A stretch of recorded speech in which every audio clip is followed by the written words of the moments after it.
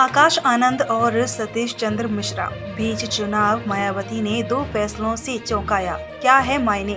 महाराष्ट्र और झारखंड में विधानसभा चुनाव के साथ ही उत्तर प्रदेश की 9 विधानसभा सीटों के लिए उपचुनाव हो रहे हैं।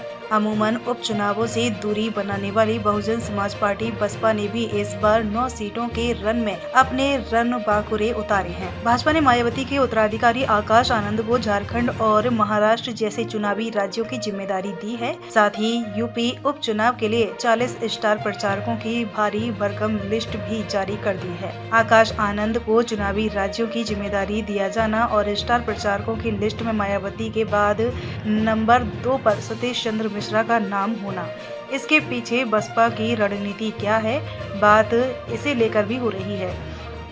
आकाश आनंद को यूपी उपचुनाव के लिए स्टार प्रचारकों की लिस्ट में तीसरे नंबर पर जगह मिली है। उन्हें पार्टी ने झारखंड और महाराष्ट्र में चुनाव अभियान की जिम्मेदारी सौंपी है। यूपी उपचुनाव के लिए स्टार प्रचारकों की लिस्ट में आकाश का नाम तीसरे नंबर पर दिए जाने और चुनावी राज्यों का जिम्मा सौंपने के पीछे बसपा की रणनीति को 4 पॉइंट में समझा जा सकता है। नंबर 1, उपचुनाव नतीजों के बाद न बने आम चुनाव जैसी स्थिति। लोकसभा चुनाव में आकाश आनंद खासे सक्रिय थे। आकाश आनंद ने यूपी में ताबड़तोड़ रैलियां की, लेकिन नतीजे आए तो खाली हाथ ही रह गया।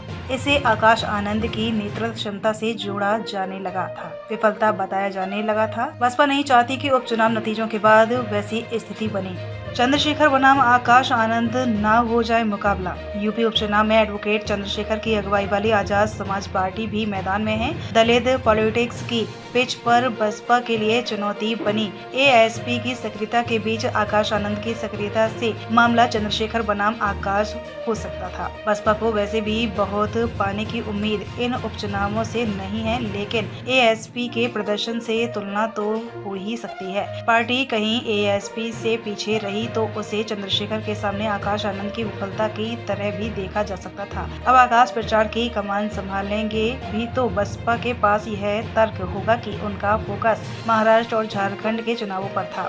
यूपी से लेकर मध्य प्रदेश, राजस्थान, दिल्ली और हरियाणा की राजनीति में भी कभी अच्छी धमक रखने वाली बसपा अस्तित्व की लड़ाई लड़ रही है। ऐसे में बीच चुनाव मायावती के इन फैसलों का क्या असर होता है, कितना असर होता है, यह 23 नवंबर की तारीख ही बताएगी।